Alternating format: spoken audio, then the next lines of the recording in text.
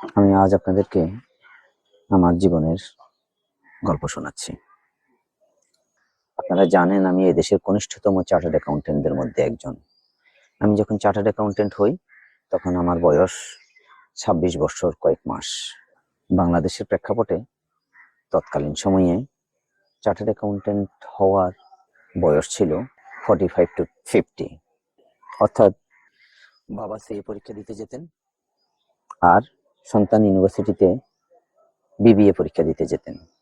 আমি এবং আমার কিছু অগ্রজ এই ধারার পরিবর্তন করি। আমরা প্রায়শই শুনে থাকি যে অনেকে দেশের বাইরে থেকে ডিগ্রি নিয়ে এসেছেন, নিজেকে অনেক মূল্যবান করে বাংলাদেশে তুলে ধরছেন। আমি যখন চার্টার্ড অ্যাকাউন্টেন্ট হই তখন পৃথিবীর এ প্রান্ত থেকে এ প্রান্ত, উন্নত বিশ্বের সব দেশেই আমি ইমিগ্রেন্ট হতে পারতাম। এখনো পৃথিবীর যে কোনো প্রান্তে চাইলে ইমিগ্রেন্ট হওয়া যায়। তাছাড়াও আমি চাইলে একটা বড় চাকরি করতে পারতাম।